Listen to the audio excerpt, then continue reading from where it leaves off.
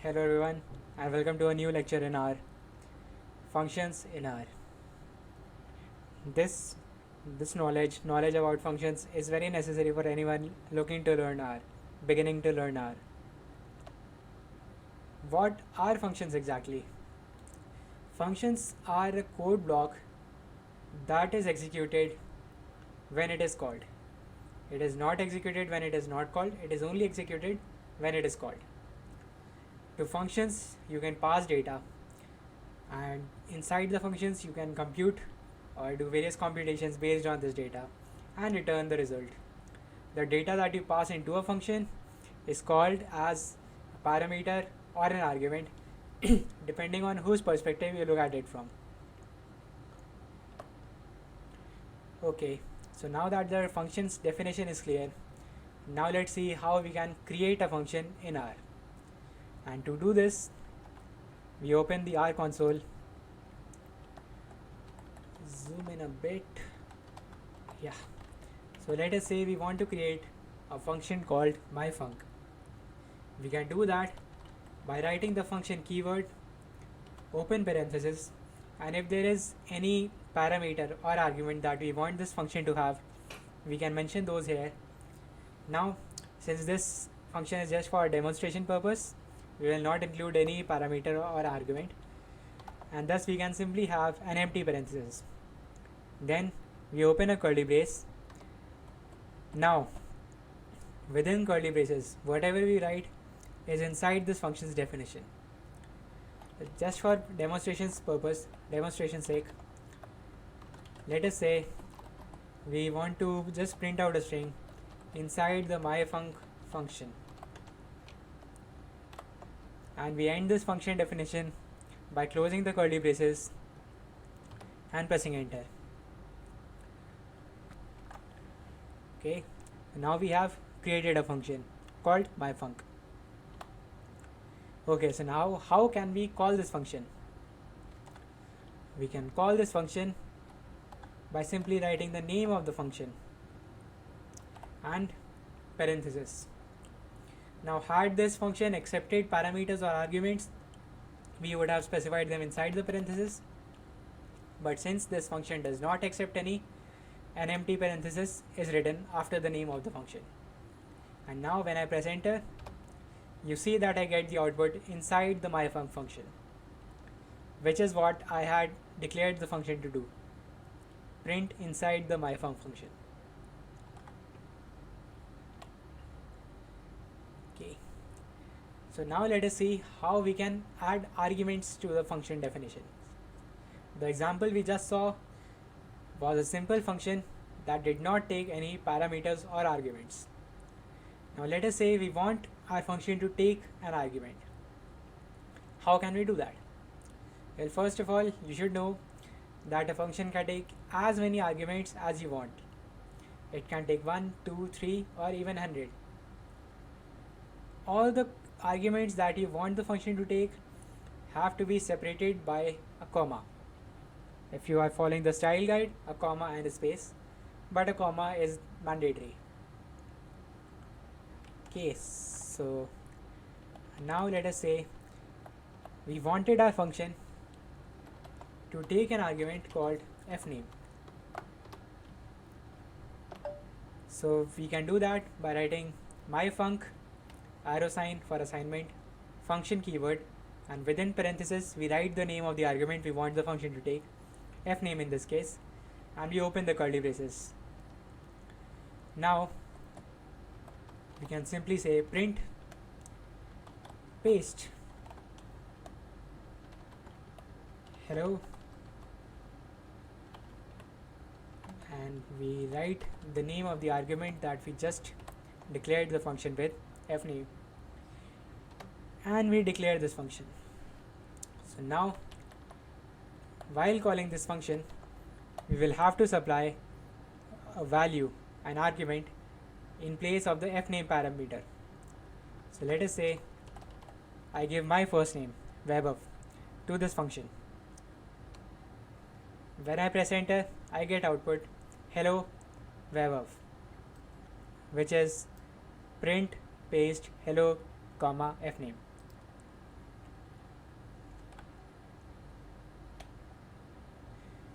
So as you probably might have noticed, I use the word parameter and argument interchangeably in the previous two slides.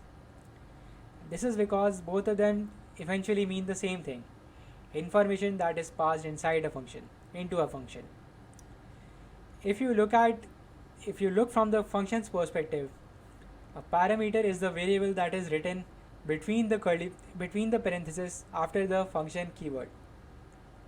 On the other hand, argument is the value that is supplied to the function when it is called. Argument is the value that is given in place of the parameter. In our example, fname is the parameter and webhub is the argument. Number of arguments. The function must be called with the correct number of arguments, the number of arguments it was declared with. So for example, our function here expects one argument, fname. Now what if we pass it 2?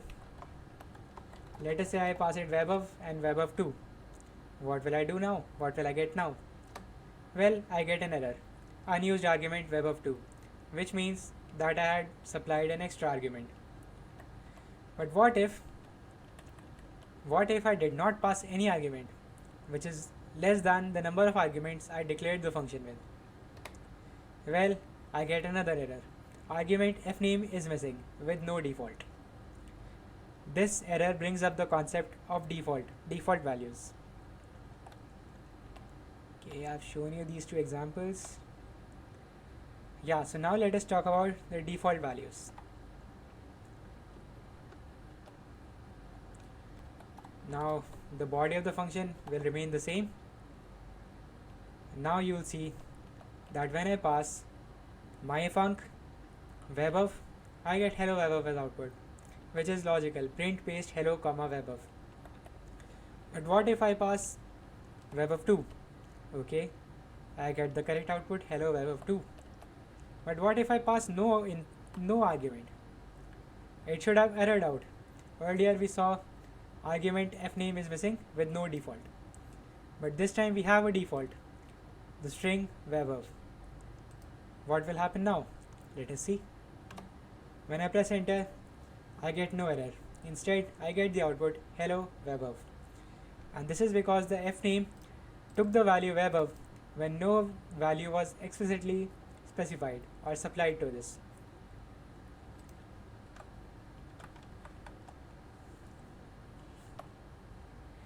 Now let's talk about the concept of return value.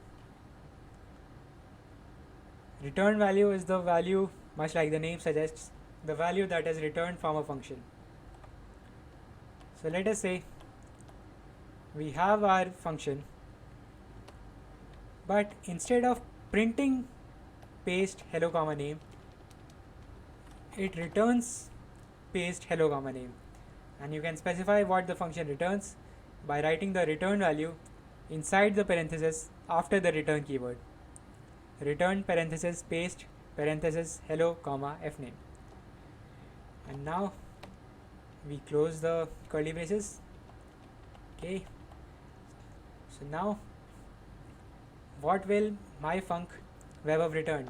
Okay, a thing to note here is that since we have used a return value, we have to assign the output of this function to a variable, which I have called output in this case, just for convenience sake.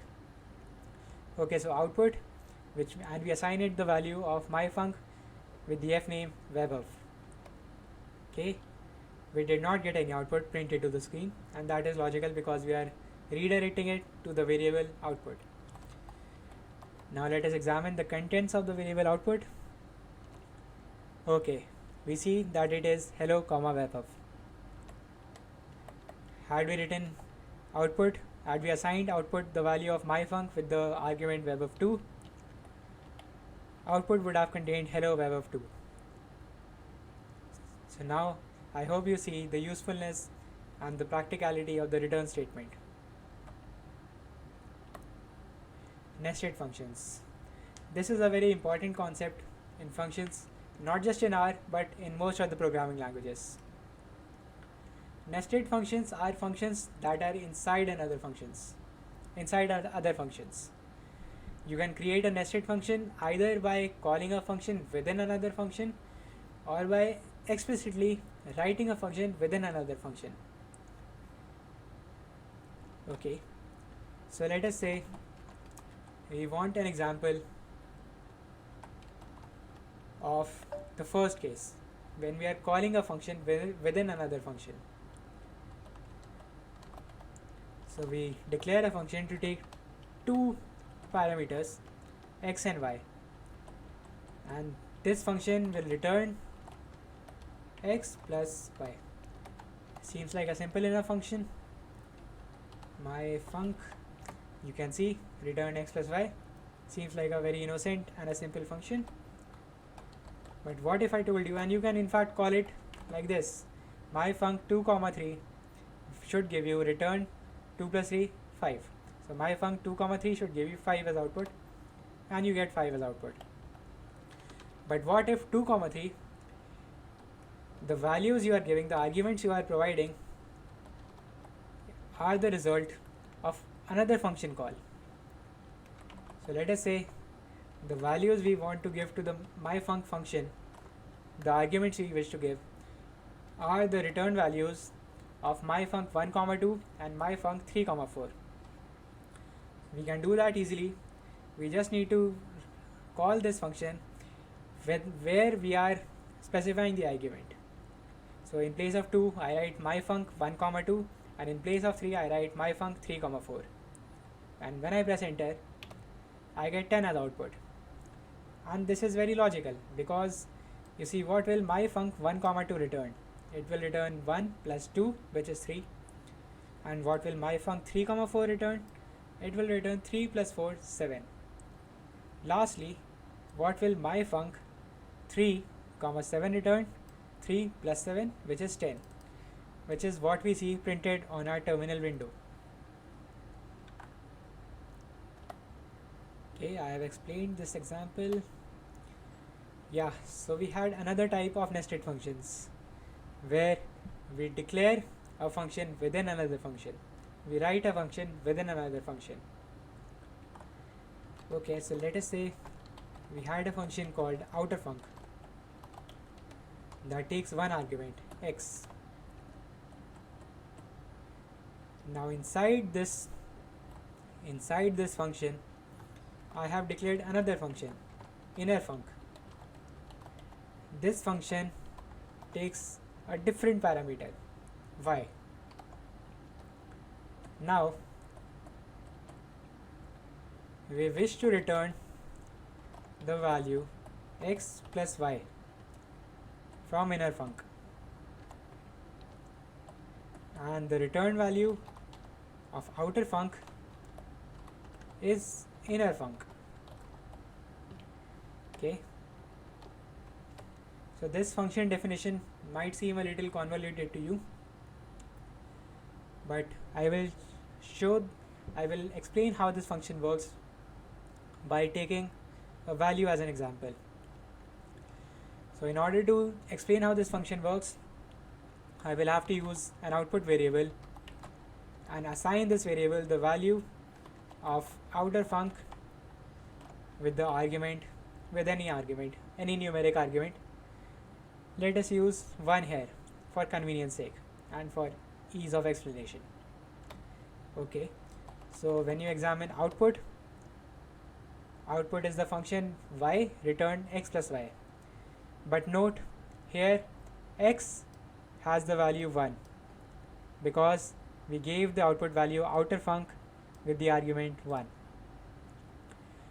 Now in order to see this next nested function in its full potential, you have to call the output function.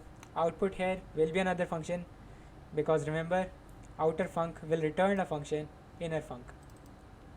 Return inner func.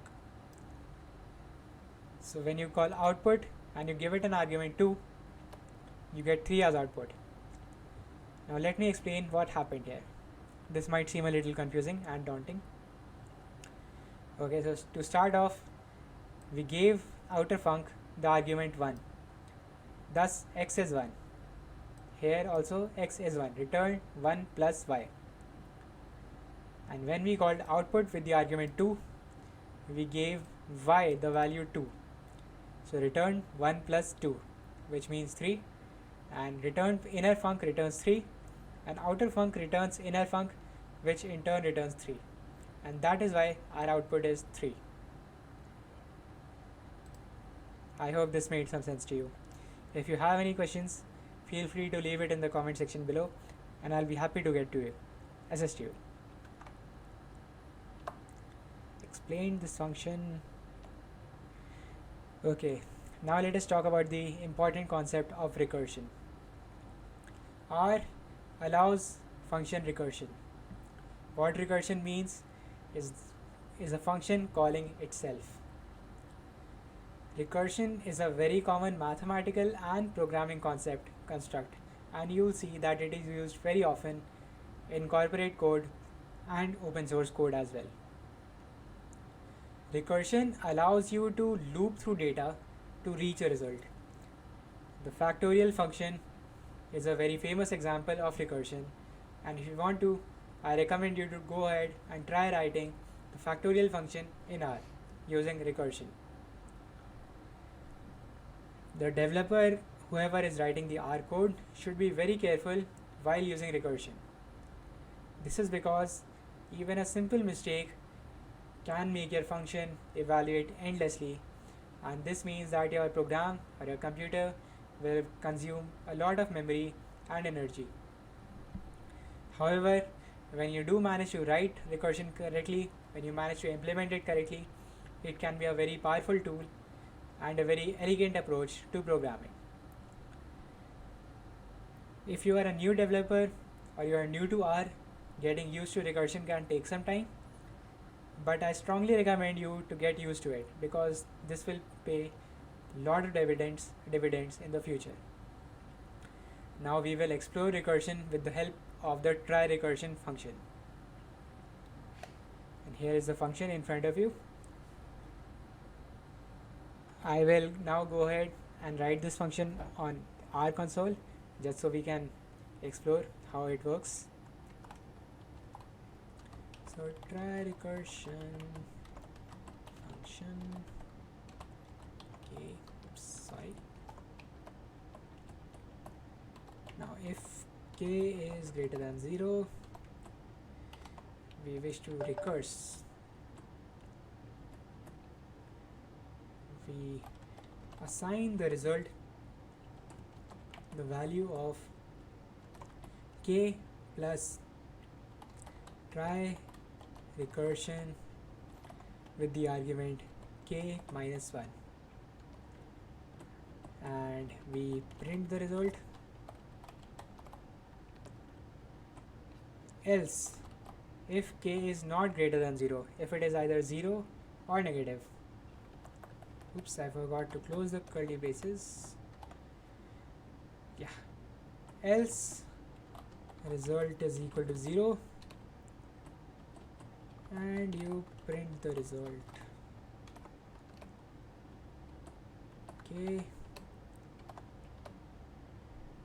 Okay, so the function try recursion is now defined.